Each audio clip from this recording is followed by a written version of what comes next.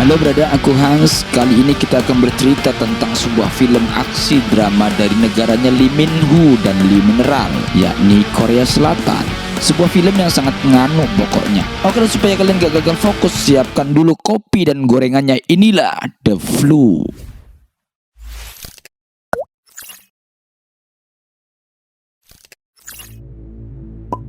Film ini dimulai dengan memperlihatkan proses pengiriman imigran gelap menggunakan sebuah box kontainer dari negara Korea Utara menuju Korea Selatan. Imigran gelap ini dikirim melalui jalur laut yang menghabiskan waktu perjalanan selama 9 hari. Sementara scene lain tepatnya di Korea Selatan, terlihat sebuah mobil yang dikendari wanita cantik, kita sebut saja Rizka, bersama mobilnya terperosok ke dalam lubang galian proyek mangkrak pembangunan jalan raya. Beruntungnya Rizka masih diberi kesempatan untuk hidup lebih lama karena mobilnya masih nyangkut di puing-puing proyek. Tak berselang lama tim SAR datang untuk mengevakuasi Rizka. Petugas yang membantunya bernama Jigo. Jigo dengan sigap menyelamatkan Rizka sebelum mobilnya terjun bebas ke dalam lubang entah berantai. 제 눈만 보세요. 당들 보지 마시고요. 네, 제 눈만 보세요.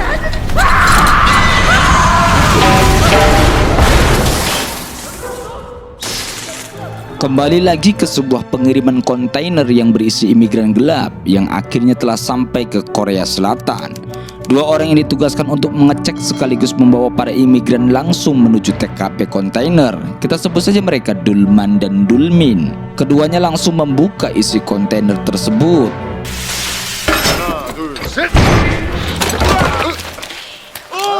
Everybody stand up. Tak disangka ternyata para imigran yang terkurung selama 9 hari tanpa makan dan minum, bahkan tak bisa keluar untuk sekedar buang membuat mereka tewas. Kini dari imigran gelap tersebut hanya menyisakan satu orang pemuda yang cengap-cengap dengan kondisi yang sungguh memprihatinkan. Sebut saja Ringo. Dulman dan Dulmin akhirnya membawa Ringo untuk diserahkan ke bos mereka. Namun tak disangka, di saat-saat mereka mengangkut Ringo, mereka terjebak macet. Hal ini membuat Ringo berpikir inilah waktu yang tepat untuk melarikan diri. Dia pun nekat turun dari mobil dan lari meninggalkan mereka berdua secepat mungkin.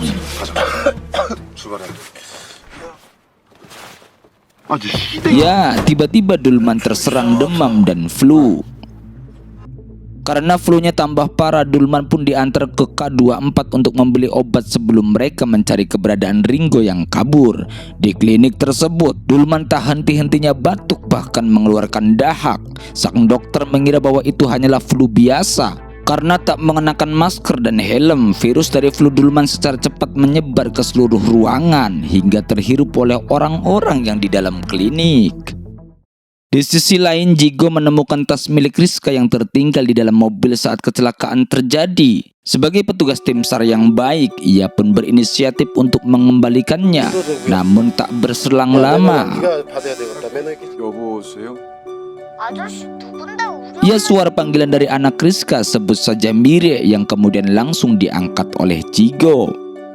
Karena Jigo tak tahu alamat Rizka, ia pun mengantarkan tas itu ke anaknya yang masih berada di sekolah. Sebagai anak baik, Miri berterima kasih atas bantuan dari paman Jigo yang telah menyelamatkan ibunya sekaligus tasnya. Tak lupa ia pun meminta kartu nama milik Jigo jika sewaktu-waktu ia membutuhkan bantuan lagi. Dari sini, Jigo mengetahui bahwa Rizka adalah seorang dokter dan ia sudah memiliki seorang anak. Pada malam harinya, Rizka sudah sampai rumah setelah seharian bekerja di rumah sakit. Ia disambut anak semata wayangnya itu dan tak lupa si anak langsung memberikan tas milik ibunya. 사랑해 우리 딸. 오늘 엄마가 이것 때문에 얼마나 걱정해. 그렇게 나쁜 아저씨 같이 보이진 않았어. 그래도 Anaknya kemudian menceritakan bahwa paman dari tim SAR yang telah membantu mengembalikan tas tersebut. Belum lama melepas lelah sambil memanjakan putrinya, tiba-tiba Rizka mendapatkan panggilan darurat dari rumah sakit tempat ia bekerja. Dikabarkan bahwa ada pasien dengan kondisi batuk parah dan sudah kritis perlu ditangani. Dengan berat hati, Rizka meninggalkan anaknya lagi. Sesampainya di rumah sakit, ternyata pasien yang dimaksud adalah si Dulman. Kondisinya sudah sangat kritis dan bahkan batuknya sudah mengeluarkan darah. Rizka langsung mengecek kondisi pasien, termasuk barang milik pasien untuk mencari tahu penyebabnya. 환자인터폰에서 나온 건데 좀 보세요. 신상과 동영상의 정황을 봐서는 주로 Rizka kemudian melaporkan ke atasannya bahwa kemungkinan penyebab batuk pada pasien adalah karena serangan flu burung. Rizka dan beberapa staf rumah sakit langsung mendatangi Dulmin untuk menanyakan keberadaan kontainer tersebut. Namun si Dulmin mengelak. Ia pura-pura tak mengetahui apa yang dibicarakan oleh Rizka. Karena semakin terdesak, Dulmin pun memberontak. Ia langsung menerobos ke ruangan Dulman dirawat. Dulmin kaget karena sahabat terbaiknya telah tewas, dan bodohnya lagi, ia malah menyentuh jasad sahabatnya yang terjangkit virus yang gampang menyebar itu. Para dokter pun berusaha mengamankan Dulmin yang terus saja memberontak. Di sisi lain, Ringo yang sebelumnya berhasil kabur akhirnya bersembunyi di sebuah gedung apartemen. Dengan kondisi batuk dan perut kosong, ia berusaha mencari sesuatu yang bisa dimakan. Beruntungnya bagi Ringo, ia bertemu Mira yang waktu itu sedang mencari kucingnya. Mereka pun berkenalan. Mira sebagai anak yang baik kemudian memberikan makanan ke Ringo tanpa ia sadari bahwa Ringo pun menularkan virusnya ke bocah unyu itu. Beberapa waktu kemudian Mire menghubungi paman Jigo untuk menemani makan malam. Jigo yang sebelumnya sudah berjanji akan membantu Mire akhirnya tak bisa menolak ajakan tersebut. Di sisi lain juga Jigo memiliki kesempatan untuk mendekati ibunya. Uhuy. Di tempat lain, pihak rumah sakit mengadakan rapat darurat dengan pemerintah setempat untuk melaporkan kondisi yang terjadi di kota Bundang ini. Namun pihak pemerintah nampak acuh dan bahkan tak percaya virus ini bisa membahayakan stabilitas kota. Sang dokter sudah memperingatkan bahwa virus ini sudah menjadi pandemi, tapi apa daya, Pemda setempat malah meninggalkan rapat tanpa memperdulikan konsekuensi yang akan datang. Kemudian Rizka melaporkan bahwa ada satu orang imigran yang masih hidup, yang diharapkan darahnya bisa dijadikan obat antibodi dari virus ini. Pimpinan dokter tersebut pun kemudian memerintahkan bawahannya untuk mencari keberadaan orang itu, ya si Ringo itu. Oke, kita kembali ke Mire dan paman Jigo. Tak disadari bahwa Mire sudah mulai terkena demam hasil tukaran dari Ringo. Jigo pun menggendong bocah lucu yang tak sadarkan diri itu. Di saat itu keadaan kota sudah mulai memburuk. Virus sudah menyebar ke seluruh penjuru kota, dan para penduduk satu persatu tumbang karena saking cepatnya virus ini menyebar. Kabar keadaan darurat ini kemudian sampai ke telinga Presiden Korea Selatan. Sang presiden pun kemudian memerintahkan rakyatnya untuk tetap tenang dan terapkan protokol kesehatan.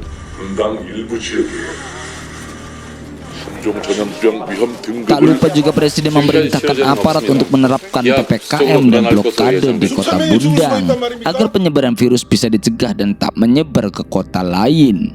Keadaan semakin memburuk saat Perdana Menteri dan beberapa pejabat lain membuat kebijakan blokade terhadap kawasan yang terkena virus, sekaligus membuat tempat karantina bagi penduduk yang terinfeksi. Saran tersebut tentu ditolak oleh pimpinan dokter, namun mereka tak menggubrisnya. Tak lama kemudian tempat karantina telah dibangun oleh pemerintah, termasuk tim satgas yang terdiri dari berbagai elemen termasuk dari tentara. Keadaan kota pun semakin kacau, banyak warga panik dan ketakutan akan terjadinya kematian massal. Tim Satgas dengan cepat bergerak untuk mengamankan setiap warga yang terjangkit virus. Para warga yang terjangkit virus kemudian dipindahkan ke tempat karantina dengan dipakaikan nomor registrasi untuk setiap pasien. Hanya saja banyak tim Satgas yang bertindak kasar dalam mengendalikan pasien yang terjangkit virus. Dengan hati was-was dan takut, Rizka mengantarkan anaknya menuju tempat karantina dengan harapan anaknya bisa segera mendapatkan pertolongan. Jigo pun datang untuk membantunya. Di tempat karantina, warga yang terkena virus langsung ditempatkan di tempat yang tertutup dan tak ada yang bisa menjenguknya. Jigo mendengar rumor bahwa warga yang terjangkit ini akan segera dibinasakan. Namun Rizka juga tak mengetahui secara pasti rumor tersebut. Rizka nampak sangat terpukul karena ia merasa gagal menjaga Mire. Ia menangis di hadapan Jigo. 내가 엄마를 썼어.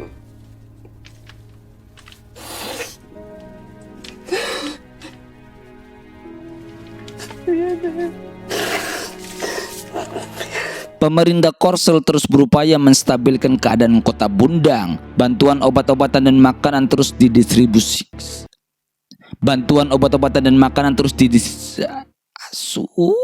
didistribusikan. Namun untuk vaksin dari virus ini belum bisa dibuat karena pihak dokter belum menemukan keberadaan Ringo yang memiliki darah antibodi dari virus ini.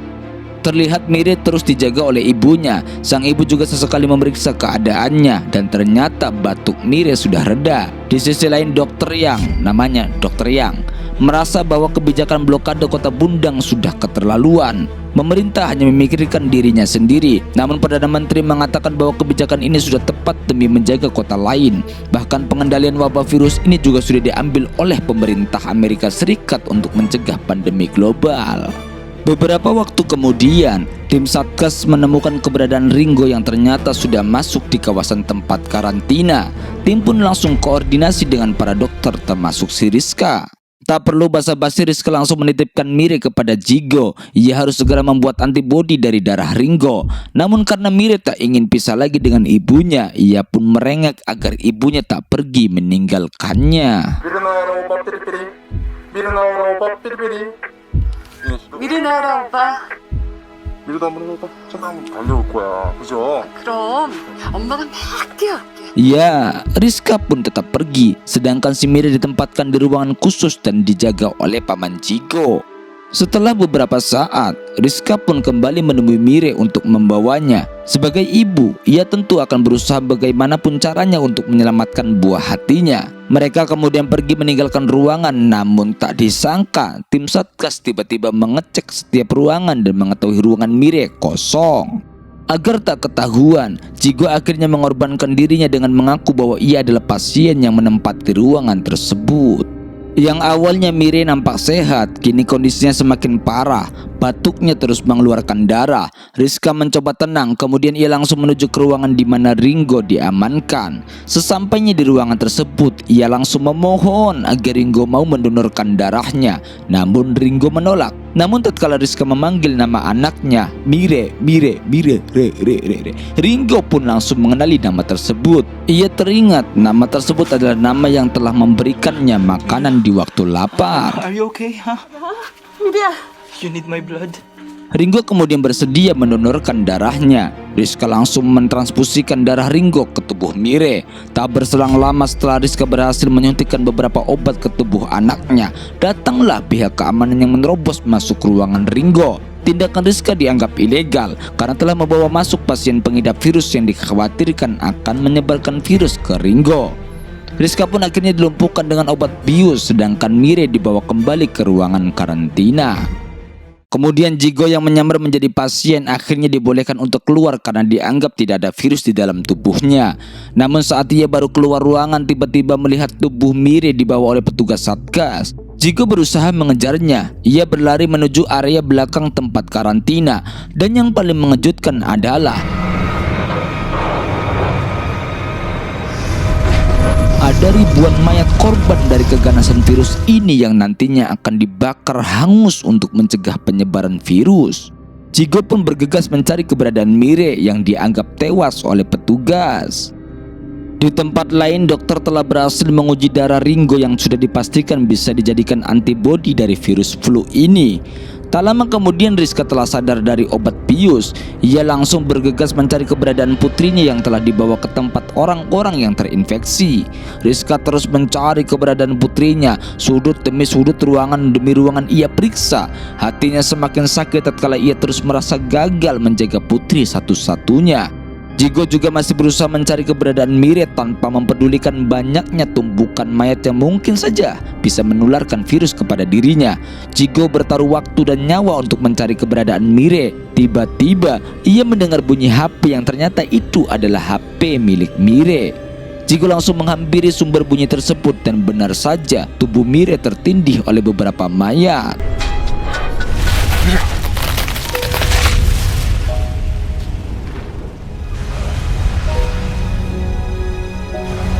Keadaan kawasan karantina pasien flu semakin memburuk dan tak terkendali. Terlebih banyak pengidap virus yang diperlakukan secara kasar dan akhirnya mereka pun memberontak keluar. Saat itulah mereka baru menyadari bahwa pasien yang kondisinya sudah buruk akan dianggap sudah mati, yang nantinya akan dibakar bersama mayat-mayat lainnya. Di saat kericuhan berlangsung, Rizka mendengar suara walkie-talkie yang terhubung ke Mire. Ternyata Jigo yang mengangkatnya. Namun belum selesai ia berkomunikasi, banyak warga yang berhamburan untuk menyerang tenaga medis dan tentara. Rizka pun segera diamankan menggunakan mobil demi menghindari amukan massa. Namun karena banyaknya orang yang menghadang, walkie-talkie Rizka pun terjatuh. Dengan sigap Ringo berusaha mengambilnya, tapi tiba-tiba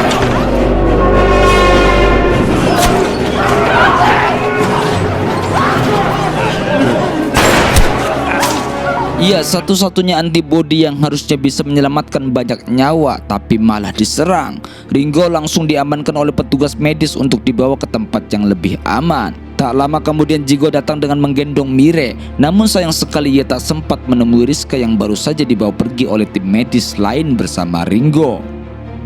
Warga Bundang yang sebagian besar sudah terjangkit virus berusaha memberontak dan pergi menuju kota Seoul agar pemerintah memperhatikan keadaan mereka. Namun karena tentara sudah memblokade satu-satunya akses jalan menuju kota Seoul, para warga pun dihadapkan dengan situasi yang sangat dilematis. Jika mereka harus menerobos blokade, tentara akan langsung menembak di tempat. Namun jika warga tak pergi meninggalkan Bundang, maka lambat laut mereka akan mati oleh serangan virus.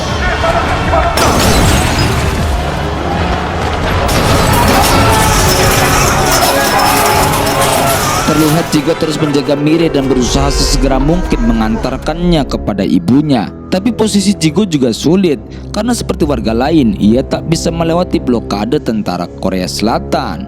Di balik keadaan rumit itu, sang presiden terus berusaha mencari solusi yang terbaik. Bahkan ancaman dari Amerika tak membuatnya takut.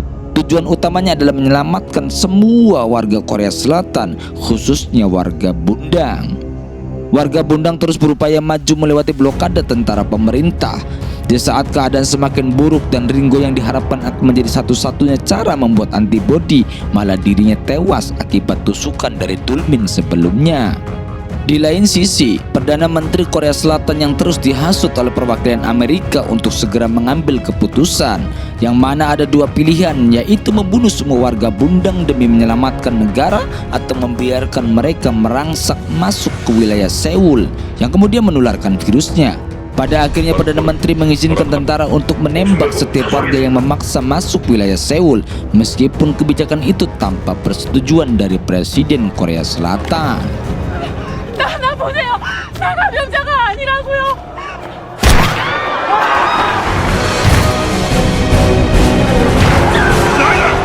order them to shoot. Are you crazy?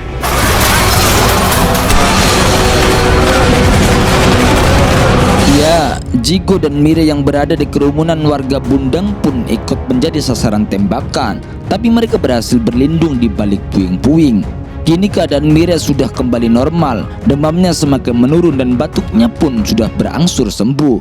Hal ini menandakan transfusi darah dari Ringo berhasil mengobati tubuhnya. Rizka langsung melaporkan hasil perkembangan anaknya ke Presiden Korea Selatan, di mana dirinya yakin bahwa transfusi darah dari tubuh Ringo ke Mire telah berhasil mengobati virus flu tersebut. Singkatnya, sang presiden langsung mengizinkan Rizka untuk menemui anaknya yang berada di tengah-tengah warga Bundang. Di tengah kerusuhan tersebut, Mire justru terpisah dari Jigo karena ada seorang pria yang ingin mengambil darahnya.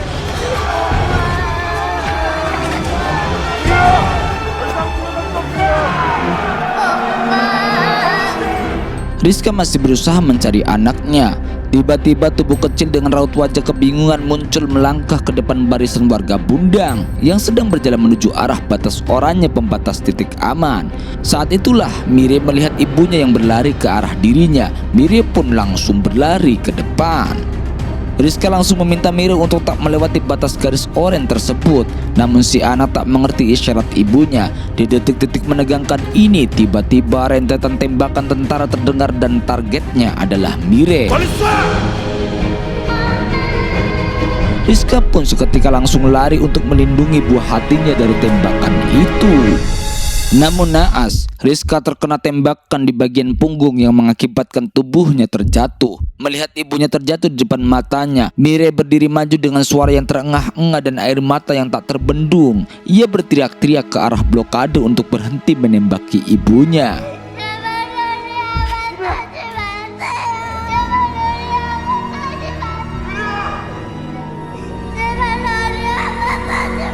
Warga Bundang yang melihat perjuangan seorang anak dan ibunya pun tersentuh dan mendidih emosinya. Mereka akhirnya saling bergandengan tangan maju ke depan melindungi Mire, Chico, dan Rizka. Di saat itu, Schneider perwakilan Amerika malah memerintahkan pasukan pesawat pengebom untuk membumi hanguskan warga Bundang. Hal itu tentu menyurut emosi Presiden Korea Selatan yang ingin melindungi rakyatnya. Presiden pun memerintahkan Menteri Pertahanan untuk mengaktifkan roket anti pesawat untuk mengantisipasi jika jet tempur itu melepaskan tembakan. 전투기가 미사일 사격권 안에 들어왔습니다.